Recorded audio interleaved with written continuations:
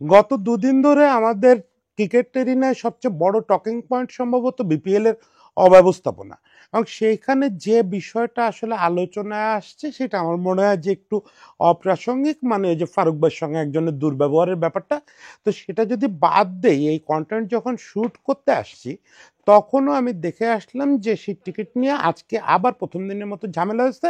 In fact প্রথম দিনের চেয়েও খারাপ অবস্থা হয়েছে, আজকে আগুন টাগুন ধরা দিচ্ছে, লোকজন টিকিট না পেয়ে সুইমিং ফেডারেশনের ওখানে ভাঙচুর করছে। সব মিলে একটা বাজে অবস্থা। এছাড়াও বিপিএল নিয়ে বেশ বেশ কিছু অভিযোগ আছে। মানে যেই স্টান্ট করার কথা ছিল, শহীদ মুগ্ধর নামে নামকরণ করার কথা ছিল, সেই জিনিসটা গতকাল পর্যন্ত বসানো হয় নাই।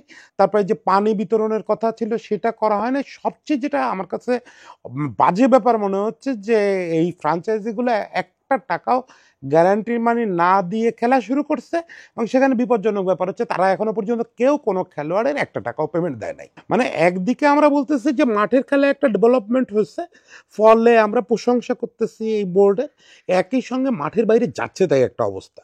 মানে আমরা সব সময় আগের 15 বছর ধরে যে অবস্থাটা আগের বোর্ড চালায় গেছে সেটা সমালোচনা করি, কিন্তু এতটা অব্যবস্থাপনা বোধহয় আমরা কোনোদিন বিপিএলে দেখি নাই। এটা বিপিএল এর অব্যবস্থাপনার চূড়ান্ত একটা রূপ দেখতেছি। সেইটা ফারুকবার বা বোর্ডের কারো দোষে হচ্ছে বলে আমার মনে হয় না। এখানে কিছু মাইন্ড সেট আপের সমস্যা আছে এবং কিছু সিদ্ধান্ত গ্রহণের ভুল আছে বলে আমি মনে করি। সেই ব্যাপারগুলো একটু আলোচনা করি। এমনিতে টুকটাক যে অব্যবস্থাপনা আছে, প্রথম কথা হচ্ছে টিকিট নিয়ে একটা অব্যবস্থাপনা, সেটা ফ্রম ফার্স্ট ডে হচ্ছে।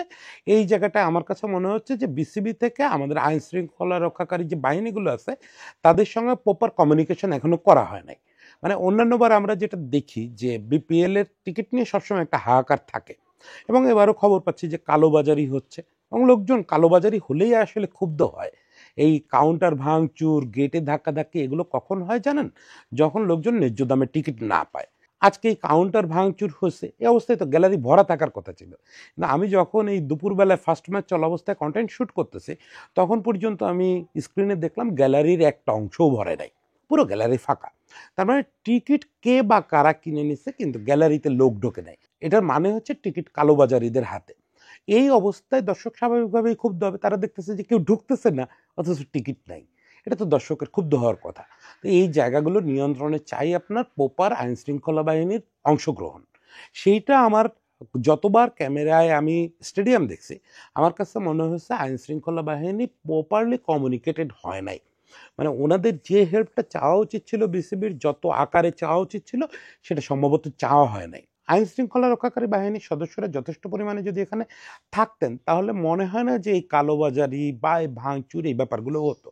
যাই হোক, এটা আমার ধারণা যে আজকে কালকের মধ্যেই সলভ হয়ে যাবে, যেহেতু পরপর দুবার এরকম একটা বাজে পরিস্থিতি হলো, তারপর এটা সলভ হয়ে যাবে। এরপরে যে ছোট অব্যবস্থাপনাগুলো আছে, মানে মানে গ্যালারিতে যে সুবিধাগুলো থাকার কথা, যে নামকরণ থাকার কথা, সেগুলো এখনো হয় নাই। এইগুলোও আমার ধারণা যে যখন কথা বলতেছি এমনও হতে পারে এর মধ্যে অলরেডি কিছু সলভ হয়ে গেছে। এগুলো আমার কাছে খুব বড় কোনো ইস্যু মনে হচ্ছে না। ইস্যু তো অবশ্যই, মানুষকে আপনি একটা প্রতিশ্রুতি দিচ্ছেন যে বিনামূল্যে পানি খাওয়াবেন, সেটা খাওয়াতে পারতেছেন না, তার মানে তো এটা একটা ইস্যু। কিন্তু এগুলো এত বড় ইস্যু না যে এগুলো সলভ করা যাবে না। সবচেয়ে বড় প্রবলেম আমার কাছে যেটা মনে হচ্ছে যে ফ্রাঞ্চাইজিগুলো কোনো গ্যারান্টি মানি দেয় নাই। নিয়ম অনুযায়ী ফ্রাঞ্চাইজিগুলোর একটা বড় অঙ্কের গ্যারান্টি মানি খেলোয়াড়দের পেমেন্ট হিসাবে জমা রাখার কথা বিসিবির কাছে। যদি কোনো কারণে খেলোয়াড়দের পেমেন্ট দিতে ব্যর্থ হয় ফ্রাঞ্চাইজিগুলো, তখন ওই গ্যারান্টি মানি থেকে বিসিবি ওই পেমেন্টটা দিয়ে দেবে। এখন এই গ্যারান্টি মানি না রেখেই টিমগুলোরে মাঠে নামতে দেওয়া হয়েছে। এটা একটা ব্লান্ডার। সেই জিনিসটারে পুরো আগ্নেয়গিরিতে পরিণত করছে এই খবরটা যে কোনো টিম কোনো খেলোয়াড়কে একটা পয়সাও পেমেন্ট করে নাই। নিয়ম হচ্ছে খেলা মাঠে গড়ানোর আগেই প্রত্যেকটা ফ্রাঞ্চাইজি যার যার খেলোয়াড় পেমেন্টের 50% পরিশোধ করবে। এখন যদি ফ্রাঞ্চাইজিগুলো টাকা না দেয়, একটা টাকাও আর না দেয়, ফারুক ভাই গতকালকে বলছেন যে এর মানে এই না যে কেউ পেমেন্ট পাবে না। এখন এটাতে উনি কোন নিশ্চয়তা বলে বলতেছেন আমি জানি না। আমাদের দেশের ফ্রাঞ্চাইজিগুলো এটা নিয়মিত ঘটায় যে গ্যারান্টি মানি দেওয়া অবস্থায়ও তারা খেলোয়াড়দের পেমেন্ট ঠিক মতো দেয় না। ইভেন বিদেশি খেলোয়াড়দের পেমেন্ট নিয়েও বহুবার আমাদের এখানে ঝামেলা হয়েছে। সেসব ক্ষেত্রে কখনো গ্যারান্টি মানি টুকটাক থাকলে সেখান থেকে বিসিবি দিছে, বেশিরভাগ ক্ষেত্রেই হচ্ছে বিসিবি নিজের পকেট থেকে দিছে। এবারও এই বোর্ড দায়িত্ব নেওয়ার পরেও গতবারের পেমেন্ট দেওয়া লাগছে। তার মানে এবারে এরকম একটা আশঙ্কা আছে যে 7টা দলেরই ফুল পেমেন্ট বিসিবিকে তার ফান্ড থেকে দিতে হবে। এখন বিসিবি সেক্ষেত্রে একটা বিরাট গচ্চা দিতে হবে। এই জিনিসটাই আমার কাছে মনে হচ্ছে এবার বিপিএল এর এখন পর্যন্ত সবচেয়ে বড় অব্যবস্থাপনা এবং সবচেয়ে বাজে স্ক্যান্ডাল। একটা টিমকেও পেমেন্ট ব্যাপারে কোনো কড়াকড়ি না করে মাঠে নামতে দেওয়া হয়েছে। তো সেই কাজগুলো কেন হলো বা কেন হচ্ছে সেই জায়গাটা একটু যদি আমরা ভাবার চেষ্টা করি। প্রথমত আপনাকে একটা জিনিস বুঝতে হবে, বিসিবি এখন রান করতেছে না। 5ই আগস্টের পর থেকে বিসিবির বেশিরভাগ ডিরেক্টরকে যখন খুঁজে পাওয়া যাচ্ছিল না, তখন একদম আশু সমাধান হিসেবে জাতীয় ক্রীড়া পরিষদের হস্তক্ষেপে দুটো পদ শূন্য করে সেই দুই জায়গায় ফাহিম ভাই এবং ফারুক ভাইকে আনা হলো। ফারুক ভাইকে বোর্ড সভাপতি করা হলো, ফাহিম ভাইকে ডিরেক্টর করা হলো। এখন ঘটনা হচ্ছে কি, এই সময়ে আমরা একটা জিনিস বলতেছিলাম যে এই পদক্ষেপটা যথেষ্ট না। আইসিসির সঙ্গে কথাবার্তা বলে অ্যাকচুয়ালি এখন একটা ইন্টারিম বোর্ড ঘোষণা করা উচিত ছিল, যে বোর্ড অ্যাকচুয়ালি নির্বাচনমুখী কাজ করবে এবং সেই নির্বাচনটা যদি 3 মাস পরেও হয়, আইসিসি যতটা পারমিট করে সেই অনুযায়ী যা হয়, এর মধ্যে যে কার্যকলাপ সেটা চালানোর মতো করে ইন্টারিম বোর্ডের মেম্বার নির্বাচিত করা উচিত ছিল। তাতে কি হতো, তাতে এই কর্মকাণ্ড চলতো। এখন বোর্ড আসলে কিভাবে চলতেছে, এখানে ফারুক ভাই আর ফাহিম ভাই এখানে জয়েন করছে, বাকি যারা আছেন তার মধ্যে আর দুজন মোটামুটি রেসপন্স করতেছেন বিভিন্ন ইস্যুতে।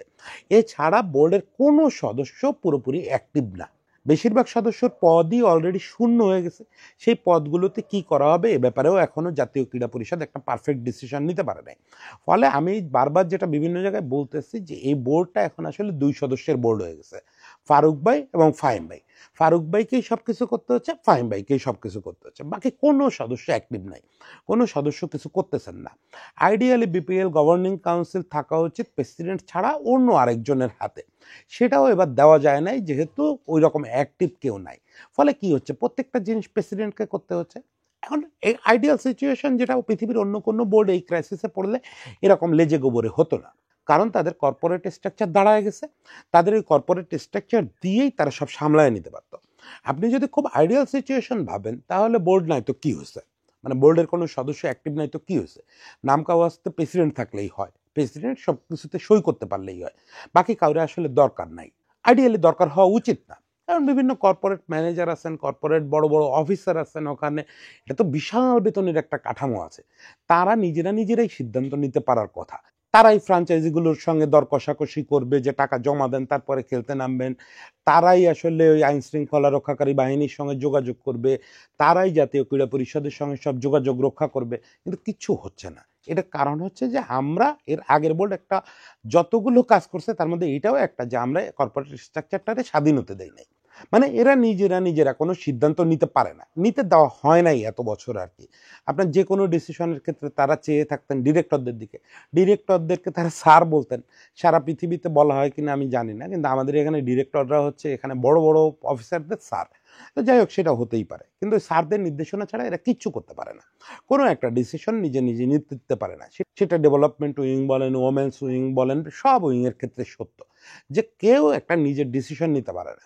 ফলে কি হচ্ছে, প্রত্যেকটা সেক্টরে ডিরেক্টর লাগে, এবং বেশিরভাগ ক্ষেত্রে আগে যেটা সিস্টেম ছিল যে ডিরেক্টররাও আসলে ডিসিশন নিজেরা নিতে পারতেন না, ডিরেক্টররা ডিসিশন নিতেন সরাসরি সভাপতির কথায়, পাপন ভাইয়ের কথায়, এবং পাপন ভাই ডিসিশন নিতেন রাষ্ট্রের ঊর্ধ্বতন কর্তৃপক্ষের কথায়। এই পুরো জায়গাটা ভয়াবহ একটা আমলাতান্ত্রিক জটিলতা ছিল। সেই জটিলতার কারণেই আমাদের ওখানে যে বিসিবিতে যে কর্পোরেট কাঠামো, এটা স্বাধীন না, মানে এরা নিজেদেরকে স্বাধীন ভাবতে শেখেন নাই। ফলে মাত্র 6 মাসের মধ্যে এরা সব কিছু নিজেরা সিদ্ধান্ত নিতে পারার মতো সক্ষম হবেন, এটা আশা করা কঠিন। ফলে এখন যেটা হচ্ছে, না বোর্ড অফ ডিরেক্টরস বলে কিছু আছে, প্রেসিডেন্ট সহ 2জন বোর্ড অফ ডিরেক্টর আছেন অ্যাক্টিভ, সঙ্গে কর্পোরেট অংশটা ফাংশন করতেছে না। ফলে বোর্ড একটা স্থবির অবস্থায় আছে। এই অবস্থাটা যাবে এটা আমরা অনুমান করতে পারতেছিলাম, যে জন্য অনেকে বারবার সুপারিশ করছিলেন যে দ্রুততম সময়ে বোর্ড ভেঙে দেওয়া, ইন্টারিম বোর্ডের হাতে ক্ষমতা দেওয়া, এবং সেই ইন্টারিম বোর্ড একটা নির্বাচনে চলে যাবে। এইটা হচ্ছে পাথ হওয়ার কথা ছিল, কিন্তু সেটা না করে কোনো ক্রমে বোর্ড টিকায় রাখা হয়েছে। এখানেও আমি যেটা বুঝি যে রাষ্ট্রকে ভয় দেখানো হয়েছে যে আইসিসি স্যাংশন দিয়ে দিবে ইন্টারিম বোর্ড করলে। এখানে যাদের আইসিসির সঙ্গে প্রপার কমিউনিকেশন করার কথা ছিল তারাও সেটা ঠিকমতো করতে ব্যর্থ হয়েছেন। আমাদের রাষ্ট্রে একটা পট পরিবর্তন হয়েছে, একটা অভ্যুত্থান হয়ে গেছে, এরকম অবস্থায় আইসিসি অবশ্যই বিষয়টা বিবেচনায় নিত যে আমার বোর্ড অফ ডিরেক্টর বলে কেউ নাই দেশে, তাহলে আমি কি দিয়ে বোর্ড চালাবো। আইসিসি অবশ্যই বলতো যে আপনারা বোর্ড ভেঙে দেন, ভেঙে দিয়ে ইন্টারিম বোর্ড করেন, আপনারা কয়েকজন যদি ইন্টারিম বোর্ড করেন, এটা আইসিসির সঙ্গে কমিউনিকেশনের ব্যাপার জাস্ট। কিন্তু আমাদের রাষ্ট্রকে বোঝানো হয়েছে, যেহেতু রাষ্ট্রেও যারা এই পদগুলোতে আছেন তারা এই পরিস্থিতির ভেতরে এর আগে কখনো যান নাই, ফলে আমলারা এখানে বুঝেছেন যে আইসিসি স্যাংশন দিয়ে দেবে। মোটেও স্যাংশন দিত না যদি আমরা শুরুতেই ইন্টারিম বোর্ডের দিকে যাইতাম। স্টিল এখনো আমি মনে করি এই বোর্ড ভেঙে দিয়ে ফারুক ভাইয়ের নেতৃত্বে একটা ইন্টারিম বোর্ড করা উচিত। তাহলে ফারুক ভাই কাজের জন্য হাতের কাছে 10-12 জন লোক পাবে। এখন যেটা হয়েছে যে কাউকে পাচ্ছে না। এখন এই জায়গায় আমার আরেকটা কোশ্চেন আছে, সেটা হচ্ছে যে এইরকম একটা নিষ্ক্রিয় অবস্থায় বিপিএল আয়োজনের দরকারটা কি হলো? মানে বিপিএল আয়োজন তো একটা মহাযজ্ঞ। আমাদের দেশের বাস্তবতায় আমরা এত বড় টুর্নামেন্ট, মানে এটা ছেলে খেলা না, 2-4 জন লোক মিলে একটা করে ফেললাম। 7টা দলের ইনভলভমেন্টের ব্যাপার আছে, অনেক বাহিনীর সঙ্গে যোগাযোগের ব্যাপার আছে, অনেকগুলো দলকে কনভিন্স করার ব্যাপার আছে, প্রেশার দেওয়ার ব্যাপার আছে, তাদের কাছ থেকে টাকা নেওয়ার ব্যাপার আছে, গ্যারান্টি মানি, তাদের দিয়ে ফোর্স করা খেলোয়াড়দের, তাদের ফোর্স করে খেলোয়াড় পেমেন্টের ব্যবস্থা নিশ্চিত করতে হবে, অনেক কিছু আছে। এটা একটা মহাযজ্ঞ। তাহলে যখন আমরা ফিলই করতেছি যে আমরা ঠিকমতো ফাংশন করতে পারতেছি না, তখন আমরা এনসিএল T20 করছিলাম, আপাতত বিপিএলটা কদিন পেছাতো, বা বিপিএলটা এক সিজন অফ থাকলেও তো কিছু হতো না। এইখানে আবার হচ্ছে কি, এই বোর্ড বা এই নীতি নির্ধারকরা ওই যে পাপন ভাইদের দেখানো পথে আসছেন। সেটা হচ্ছে কি, বোর্ড যে ফাংশন করতেছে না এটা তো তারা মুখ খুলে বলতে রাজি না। তাহলে ওই যে এক ধরনের স্বীকার করা হয়ে যায়, ব্যর্থতা স্বীকার করা হয়ে যায়। তারা বোর্ডকে ফাংশনাল দেখাতে চাচ্ছেন যে ক্রিকেটে খুব উন্নয়ন হচ্ছে, ক্রিকেটে খুব হচ্ছে। ভাই সেটা তো আমরা বুঝতেছি। এই যে এনসিএল T20 করলেন, এটাই যথেষ্ট ছিল আমাদের বোঝানোর জন্য যে আপনারা নতুন কিছু করতে চান, ভালো কিছু করতে চান। একই সঙ্গে আপনারা উইকেট নিয়ে কাজ করতেছেন, দেশের নানা রকম পড়ে থাকা ভেন্যুগুলোরে উদ্ধারের চেষ্টা করতেছেন, আপনারা তো কাজ করতেছেনই। কিন্তু যেটা হয়েছে, বিপিএল করতে গিয়ে লেজে গোবরে হয়ে গেছে। এখন ওমেন ক্রিকেট অমুক তমুক সবগুলো একটা স্থবির অবস্থা হয়ে গেছে। ওই যে যেটা বলতেছিলাম যে এখানে একটা ওই যে নিজেদের ফাংশনাল প্রমাণ করার জন্য, সফল প্রমাণ করার জন্য বিপিএলটা দেখানোর ব্যাপার হয়ে গেছে। বিপিএলটা অনেকটা শোকেসিং একটা আইটেমে পরিণত হয়েছে, যে আমরা যদি খুব হইচই করে একটা বিপিএল করতে পারি, আমরা যদি কয়েকজন বিদেশি খেলোয়াড় আনতে পারি, একজন রাহাত ফাতে আলী খানকে নিয়ে কনসাল্ট করতে পারি, তাহলে মনে হবে আমরা খুব সফল।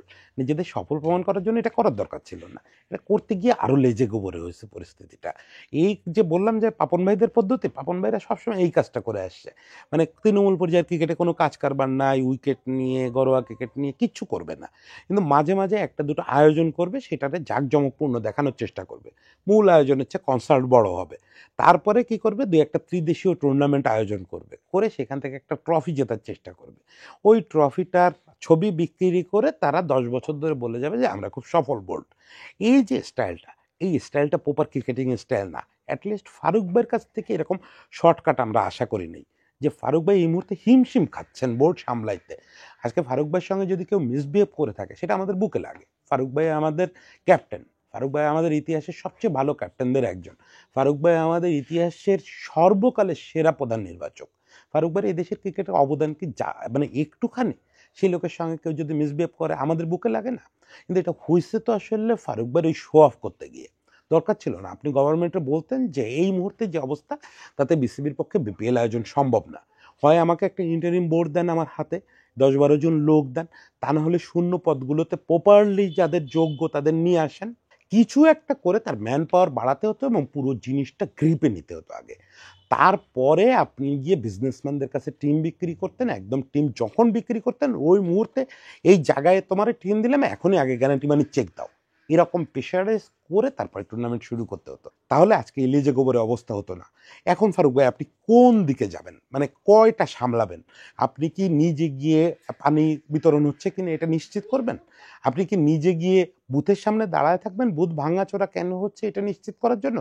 আপনি কি আবার আজকে থেকে কুয়াশা পড়া শুরু হয়েছে, এখানে উইকেটের স্পেশাল টেক কেয়ার দরকার। যদিও আমি গামিনীরে থ্যাংক ইউ বলবো, এই কুয়াশার মধ্যে ফার্স্ট ইনিংসে অন্তত রানের শুরুটা আমার কাছে মনে হয়েছে ঠিকই আছে।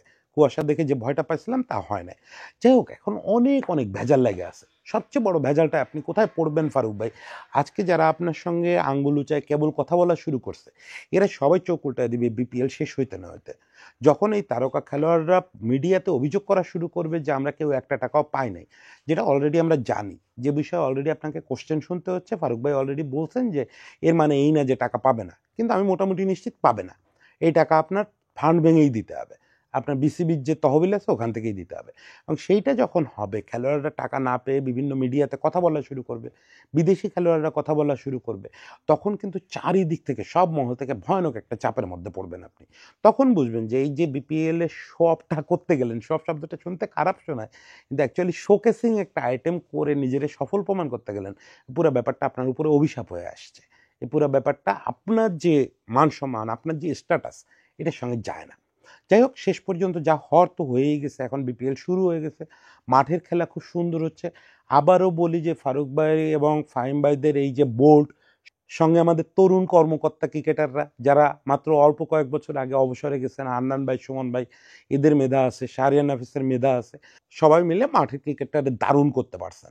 ফলে এখন আমি প্রার্থনা করি যে অনতিবিলম্বে এই সংকটগুলো দূর হোক।